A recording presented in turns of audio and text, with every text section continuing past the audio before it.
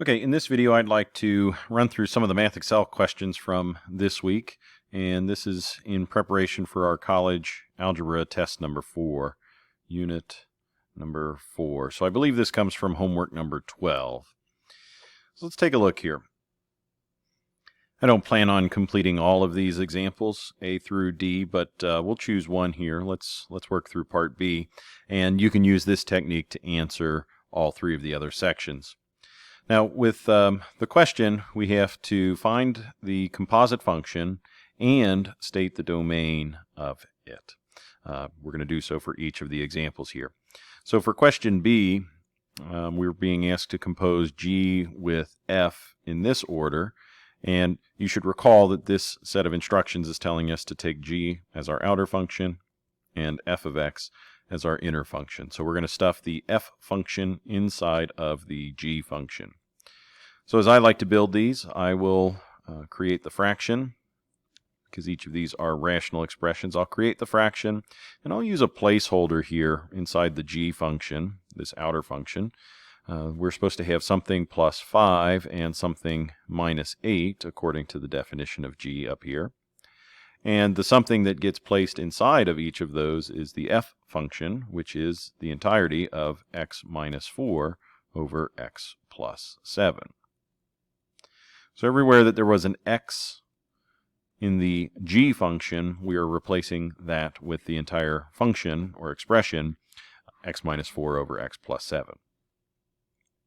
Now, to be perfectly honest, this is the composite function, and this is perfectly acceptable in some situations. However, with Math Excel, they do want us to simplify. So let's see if we can go through the trouble of simplifying this. Now, the first thing that you should notice is that in the large fraction that we have essentially a fraction that's being added with a whole number, and we better create a fraction out of this whole number and ultimately find a common denominator. So this first fraction, x minus 4 over x plus 7, is going to remain untouched. And in the second fraction, I'm going to treat this as the number 5 over 1. And we can force a common denominator by multiplying this fraction by x plus 7 in both the numerator and denominator. And we can perform similar steps in the denominator of this fraction. So the x minus 4 over x plus 7 remains untouched. In the denominator, however, we are subtracting the number 8, which I'm going to treat as 8 over 1 temporarily, and we'll multiply in x plus 7. Now I'm multiplying in x plus 7 in each case because we have to retain the value of the fraction. In this case, the fraction is equal to the number 5. But by multiplying the numerator and the denominator by the same factor, we're not changing the value of that fraction, we're just changing the way that it looks. Moreover, we now have a common denominator across that numerator's expression, and that means that we can actually combine like terms across the numerator. So there's a little bit of mental math that I'm going to do here, and hopefully you can follow along. I recognize that this numerator contains an x that must be added with 5x after this distribution is done, and so that leaves me with a total of 6x. I also see that we have a negative 4 that must be added with 35 after this 5 distributes in, and that will yield a 31. Now that's the result for the numerator, if you will, of the numerator. We still have a denominator within the numerator. I know that's kind of hard to follow along, but if you think about it, that makes sense. We have this fraction that's now complete, a single fraction over top of what we hope to have is another single fraction in the denominator. So I'm going to pause the video and let you try to accomplish that on your own. Combine these two fractions together and determine the result. You can resume playback in a moment to check your work. So in this case, we again have a common denominator, x plus 7, so that means we can combine our numerators. X take away 8x leaves us with negative 7x, and negative 4 take away 56 pushes us down to negative 60. From here on out, I hope you recognize that we have a fraction divided by another fraction, and that could be rewritten this way. 6x plus 31 over x plus 7 divided by negative 7x minus 60, over x plus 7. And if we write our division of fractions in this format, then we might also recognize that we can write it this way. Instead of trying to divide fractions, we can actually copy the first fraction, so 6x plus 31 over x plus 7. We'll change the sign in the middle from division to multiplication, and in the act of doing so, we'll flip the second fraction over. So keep, change, flip is a phrase that I hear in class a lot, and that's exactly what we're doing here. When it comes time to multiply these fractions together, you'll notice that the x plus 7 here and here will factor out, and that's going to leave us with a solution, 6x plus 31 over negative 7x minus 60. Now this answer is equivalent to this answer back here. This one just happens to be in a much more simplified form. So this answer is the simplified form of g composed with f in that order, but we also need to identify the domain of this particular function. And so if you recall the domain of composite functions, we talked about a 4-step process for the domain of a composite. And the first thing that we need to do is find the domain or the restrictions of the inner function. Now in this particular problem, our inner function was this guy right here, this f function. And when we talk about the domain of a rational expression, the only number that's off limits in a rational expression is the number that would make the denominator of the rational expression equal to 0, since we can't divide by 0. And in this case, we'll say that the domain is technically all real numbers except for negative 7. And a lot of times we've just simplified that into saying that x is not allowed to be, negative 7. So there's our domain or domain restriction for the inner function. We'll do the same thing for our outer function. Step number 2 asks us to find the domain restriction of our outer function. Now our outer function this time is technically the blue ink over here. It was x minus 8 in the denominator. We can see that here. So what value would make g of x uncalculable? I don't know if that's the right word, but what would make this result undefined? And the answer here would be the number 8. 8 is off limits. That's a restriction on our outer function. Since the inner function's result becomes the input to the outer function, we don't want to let x minus 4 over x plus 7. We don't want to let that inner function equal the restriction on our outer function. We don't ever want to let this fraction equal 8. So here we need to do just a little bit of math to figure this one out. And a common trick that many of us have done in solving these is to multiply this x plus 7 to the right-hand side. That'll leave us with x minus 4 is not allowed to equal 8x plus 56. Now, since this is a linear equation we can solve, I'm going to subtract x from both sides. Then I'll subtract 56 from both sides. And now finally I'll divide both sides by 7. If I could reduce this fraction, I would, but I don't believe that I can. 7 is not common as a factor to the number 60. So according to step number 3, the number negative 60 divided by 7 is off limits. As far as our final answer for our domain restrictions go, we said that we need to combine the answer from step 1 and the answer from step 3, and those are going to be our values that are domain restrictions for the composite function.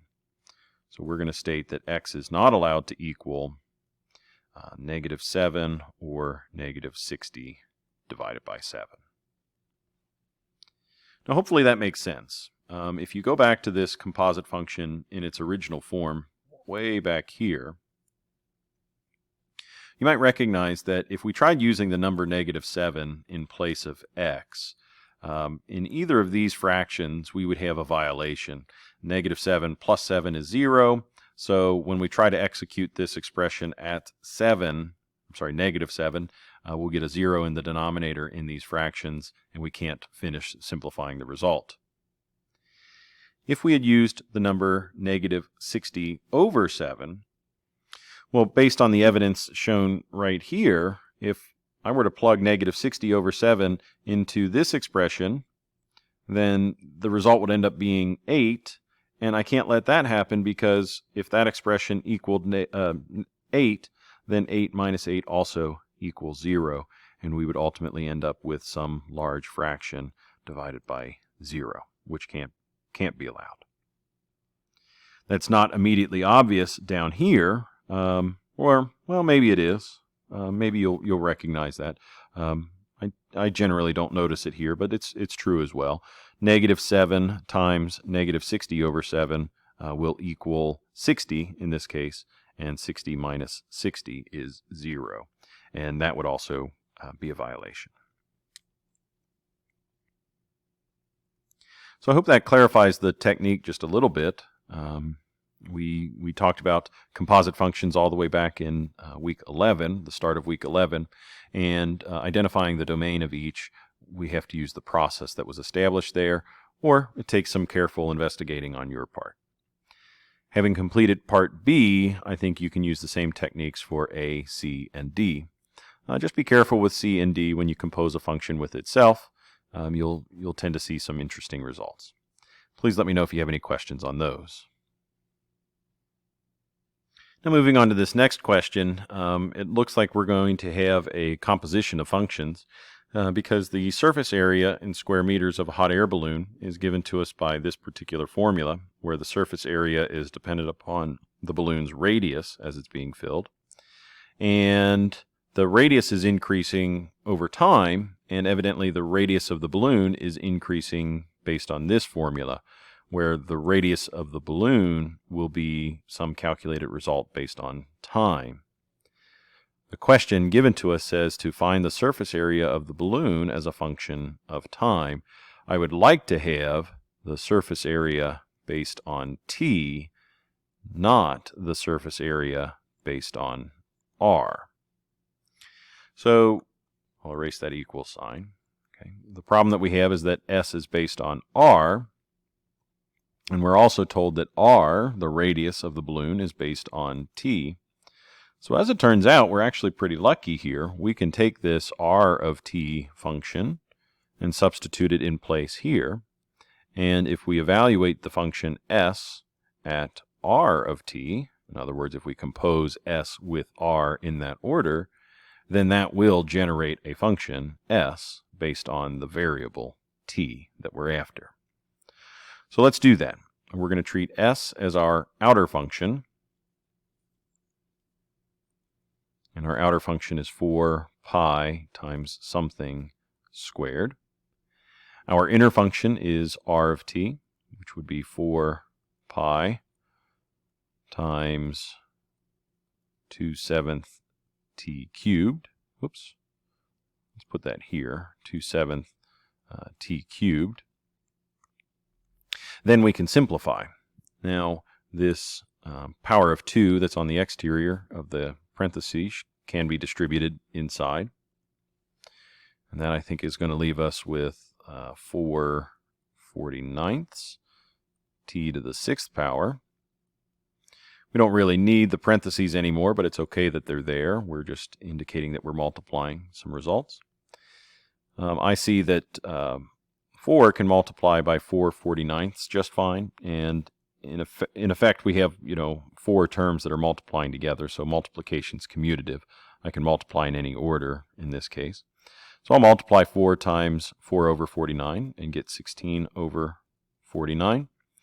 I'm not going to multiply in that pi value. I'll leave it as a constant the way it is and report the t to the 6th power since there are no like terms to combine there either.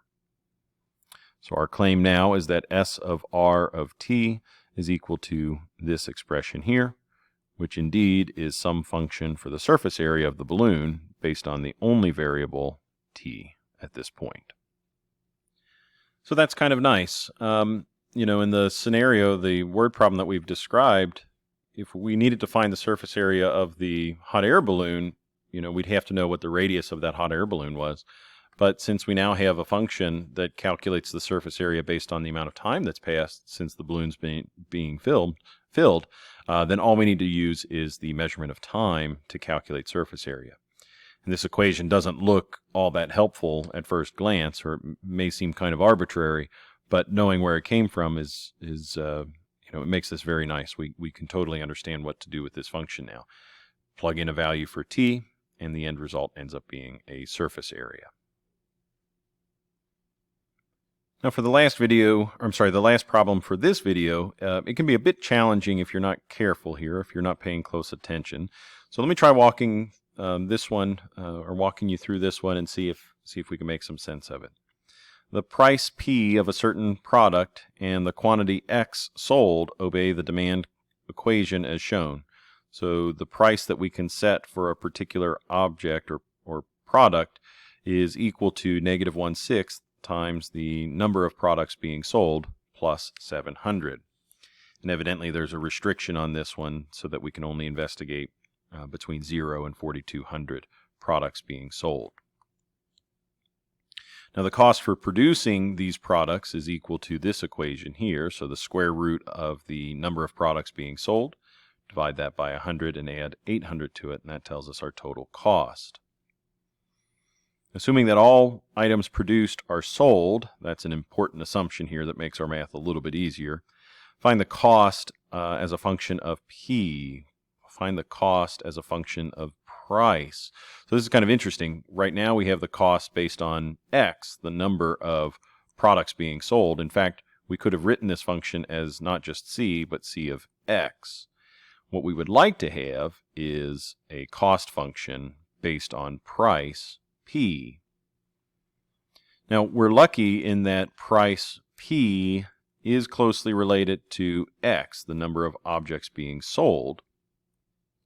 But I can't just directly substitute this function in place of X here. I can't just substitute it into this function because the variables actually disagree with one another.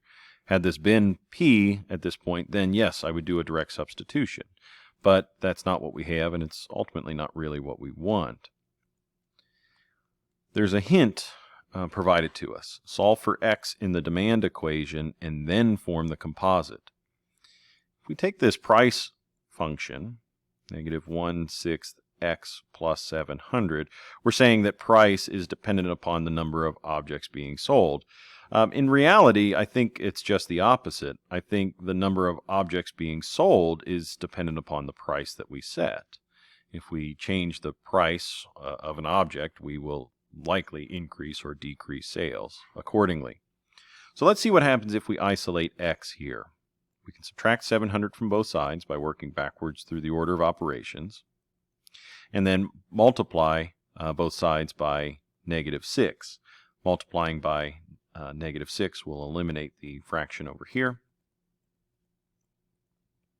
and it will move that coefficient to the left-hand side, and we can distribute and rewrite as needed. So we have X is equal to negative 6P plus 4,200. And if we're real consistent with the way that we're writing our formulas here, we could even say that X of P is the name of the function. The X number of products that we sold is based on price P now. So X of P is equal to negative 6P plus 4,200. This function can now be placed inside of our C of X function. So now when I substitute, and let me show it this way, when I substitute X of P into our cost function, what we're going to do is we're going to end up creating a cost function based on the variable P by itself. And that's exactly what we're after in the first place. So our cost function was the square root of X over 100 plus 800. Instead of evaluating this at the square root of X, we're going to evaluate it at X of P, which is negative 6P plus 4,200. Now, as I look at this function, I don't really see a nice way to simplify this. The square root of this expression doesn't really simplify especially with the addition sign here. We're dividing by 100. That doesn't really get incorporated into the square root at all. So I think I'm going to leave that answer the way it is. The square root of negative 6p plus 4200. Okay, so the square root fits over all of that. Divide it by 100 plus 800. That's our c of p function, because that's the cost based on x of p. Now, as a side note, and I don't know if MathXL ended up asking this or not, but as a side note, we should probably consider our domain restrictions. So let's focus on this function for just a second here. What would cause a problem for us in this function? Where would there be a restriction on the domain? Well, we don't have any denominators that we have to worry about. I don't see any concerns here. This 100 is going to remain a constant 100 throughout this problem, so it's not like that's going to equal 0. But I do see that we have a radical, and we know that we can't take the square root of a negative number. So as far as our domain restrictions go, I need to make sure that negative 6p plus 4200, I need to make sure that that expression is never less than 0. So it must be greater than or equal to 0 at all times. Well, if I'm going to require that negative 6p plus 4200 is greater than 0, then that means that, let's see here, I'm going to add 6p to both sides. That means that 4200 must be greater than or equal to 6p. And if I divide both sides by 6, then that means that 700 must be greater than or equal to p. Or in other words, p must be less than or equal to 700.